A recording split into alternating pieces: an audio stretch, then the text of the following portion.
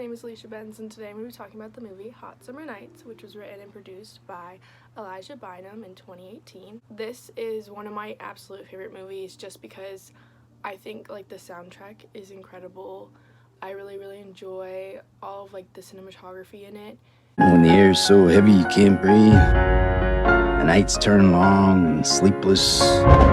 This movie stars Timothée Chalamet and multiple other actors and actresses who are slightly less known, and honestly I feel like this is one of the movies that helped push Timothée Chalamet's career, and it definitely helped him find more movies and get a lot of different directors and film companies looking towards him as the next actor for their movie. So basically the movie is about this boy. His name is Daniel, and it follows his life. His dad dies when he's 17, so at a pretty young age, and honestly I feel like 17 and that around that age is pretty crucial years to have a father figure, or at least a stronger figure that you can look up to, because you're still finding yourself and kind of discovering who you are as a person. Losing his dad kind of threw him off the deep end, and his mom was a single mother, so she couldn't really deal with it. His mom ends up sending him to live with his aunt in Cape Cod, Massachusetts. Stop.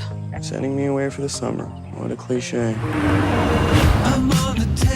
Keep in mind this is the 90s and it's summertime, so there was just a lot of drugs circling the area at the time in the movie.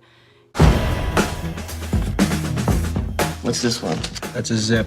More people bought these, my life would be a lot easier. So everybody was always drinking or smoking or getting high or on something. After living there and feeling like a loner because he didn't know anybody in the town, he ends up meeting Hunter Strawberry, who's played by Alex Rowe. Walking in the sand, walking hand in hand. He's the town drug dealer kind of thing, so he gets thrown into this life of drugs and just selling and using and everything, which is fine if you're doing responsibly, and also depending on which drugs, but it just kind of threw him into this life that he wasn't really used to. And I think that it was kind of a coping mechanism because he was alone and he didn't know anybody except Hunter Strawberry, and so he thought the way to become close with him was get involved in something that he's involved in. Just as humans, we do that on our own. You meet somebody and maybe they're interested in this, so then you try to become interested in that as well to kind of form a bond so that you don't feel alone anymore. That's what Daniel did when he became friends with Hunter Strawberry, kind of just throwing himself into Hunter's life and trying to become involved in his life to form a friendship and a relationship so that he wouldn't be alone anymore. Throughout the movie there are a bunch of very exaggerated moments. There's a scene where they end up killing somebody or almost killing somebody over drugs. It just gets very intense, and I feel like it definitely can lead to dangerous situations and where you're not safe, or where you have to be pushed to do something that you don't really want to do or that isn't right and you know it isn't right. And I feel like Daniel kind of recognized that in himself, that wasn't right. And breathe. After meeting Hunter Strawberry and becoming involved in Hunter's life, he ends up meeting his sister, because throughout the movie he's just looking for somebody so he's not really alone in everything and in life, because he's still dealing with the loss of his dad and still dealing with kind of being sent away by his own mom, so he's still struggling with a lot in his life. I also think that the use of drugs and becoming involved in that specific thing definitely was a coping mechanism as well, just because when you are on drugs you're not 100% in control because your mind is on a drug, so that's going to make you feel differently than how you would normally. It definitely helped him cope in a way and distracted him from what he was really feeling, so he could kind of run from his feelings when he was high or distracted by something else in life. This movie definitely portrays a lot of drug use and substance abuse. You get high?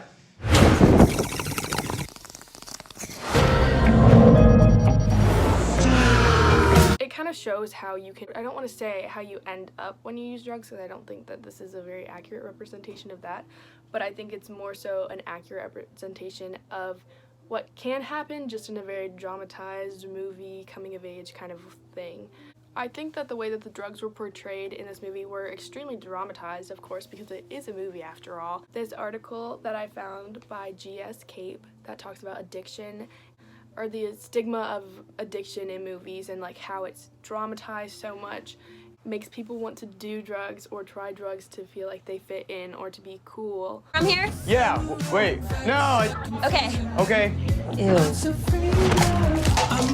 G.S. Cape says movies as a medium for mass communication have a powerful influence on the public and perpetuate popular mythologies regarding alcohol and other drug use. He's saying that it influences young teenagers, especially. It portrays drugs in a more positive way and not really showing the realistic side effects that can come from using drugs over a long period of time. They can cause long-term damage, especially as a young developing teenager. It can cause a lot of damage to you, and also becoming addicted at a young age, you can lose all of your money because drugs are expensive. It kind of takes over your life. Like it's a lot. Drugs can destroy your life. Daisy, sweetheart, play something celebratory. And this movie kind of shows that in a way, because once Daniel became involved with Hunter Strawberry and Hunter Strawberry's sister Michaela, drugs can definitely take over your life. And you can especially see that with Hunter Strawberry.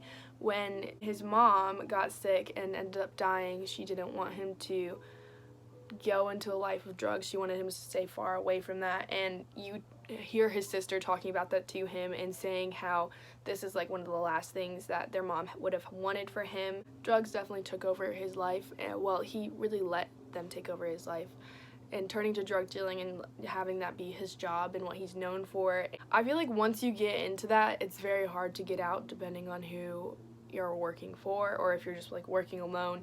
Like it's not that easy to get out of, because selling drugs is illegal, so you're automatically like wanted by the cops if you get caught, or you're wanted by other people because you gotta get the drugs from somewhere. So it kind of just like takes over your life, and it really like runs your life. And I think Hot Summer Nights kind of did a good job of portraying how drugs or getting involved with drugs can portray. It's very dramatized. I wouldn't say that this happens to everybody, because it most definitely does not, but you do end up alone, and it does take over your life in a way. The soundtrack for this movie is definitely one of my favorites ever. I still listen to it today. I absolutely love it so much. It's amazing. There are so many killer songs. The cinematography is insanely gorgeous in my opinion. Honestly, I feel like that's what I watched the movie for more so than the actual acting. I think that the writers did a really good job with keeping it interesting. It's very much a coming-of-age teenager movie, so it's definitely not a movie everybody would enjoy.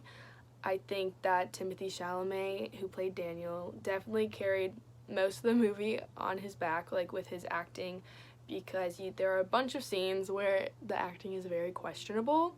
It just isn't the best ever. I think that as a society, we kind of need to be careful with how we portray drugs and that whole entire lifestyle in our movies, especially with younger kids watching, because movies and actors have a very big influence on younger generations. And this article that I found by Susanna R. Stern called Messages from Teens on the Big Screen, Smoking, Drinking, and Drug Use in Teen-Centered Movies. It says, smoking, drinking, and drug use endure as popular yet dangerous behaviors among American teenagers. Films have been cited as potential influences on teens' attitudes toward an initiation of substance use, meaning that watching other people do drugs or using can make you want to try. Like, what are you missing out on as a teenager? Like, you kind of think, like, what am I missing out on? Like, everybody else is doing it. Why don't I do it? It looks cool. Everyone else that I think is cool is doing it, so, like, why not try it? Social cognitive theory suggests that teen viewers may be especially likely to learn from teen models who they perceive as similar, desirable, and attractive. Yet to date, no studies systematically have analyzed teen characters in films to assess the frequency, nature, and experience consequences of substance use depictions, saying it doesn't really show the overall, like, real story of drug use and what it can really do to you as a person, and the long-lasting effects when you use as a young teenager when your mind isn't fully developed. I think that the movie could definitely encourage younger kids to try drugs. I don't think that's a good thing.